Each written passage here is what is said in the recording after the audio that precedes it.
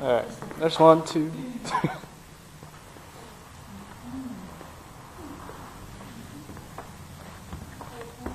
Yeah, I can. Good evening. My name is Doug Shorts, and tonight I'm going to tell you a little bit about myself by giving you my interpretation of the song Hide and Seek by Imogen Heap. There is honestly, though, a lot that can be told about me by telling you how the song came to take over my brain for about 3 weeks back in December. I had to write a review of the Valencia Choreographer Showcase, which featured 2 songs by Imogen.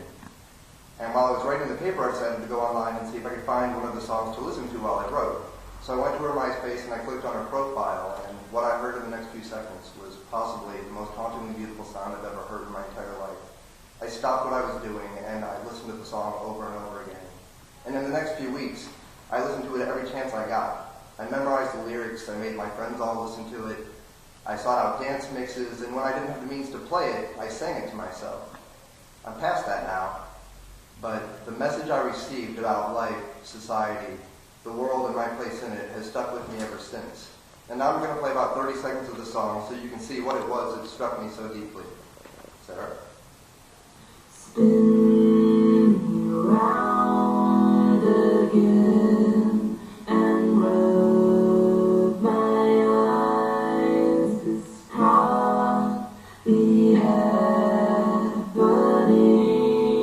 when busy streets a mess with people would stop to hold their hands and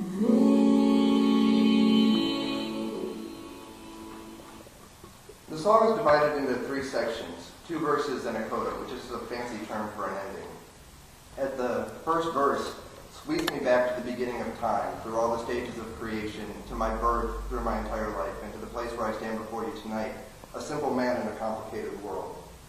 With phrases like, what the hell is going on, and spin me round again and rub my eyes, this can't be happening, she paints a picture of the confusion I feel as a peaceful man in a society being torn apart by politics and war, and healthcare and civil rights issues. And then the vision of people in the streets holding their heads heavy lets me know that I'm not the only person feeling the weight of the world.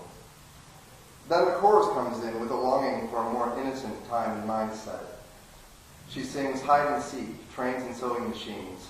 All those years, they were here first. This makes me reflect on my childhood, a time when a game of hide and seek, or playing with toy trains, or sitting at my mother's feet while she sewed buttons on my clothes were fulfilling activities, and I felt really safe.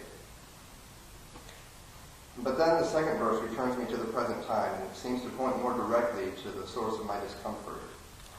She uses artwork to symbolize reality in the second verse, and she sings oily marks appear on walls where pleasure moments hung before the takeover, the sweeping insensitivity of this still life.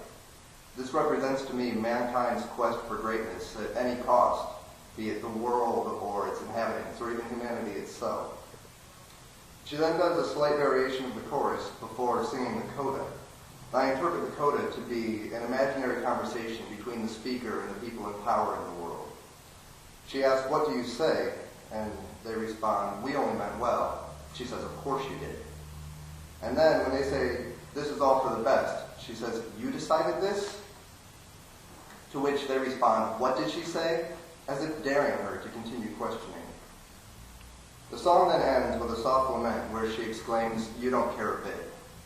Now, I often feel the mood of the coda, as if my voice isn't big enough or loud enough to reach enough minds and let people know that there's another way for the world to be, that people should care more about people than they care about progress, and that the aim of humanity should be to take care of the world we live in.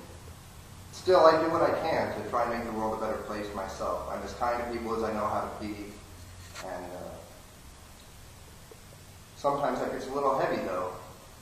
So when I start to feel the heaviness, I like to throw on my PJs, curl up with my cats on the couch, put on some cartoons, and reflect on a time where being found in a game of hide and seek was the biggest worry I had. Thank you.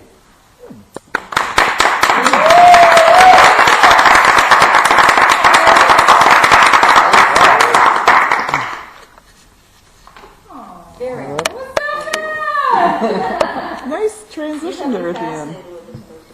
Hey, Keith. Oh, she's amazing. Yeah. Yes? I want the song. Me too. I want Where do you the have whole the way. song? This is a cool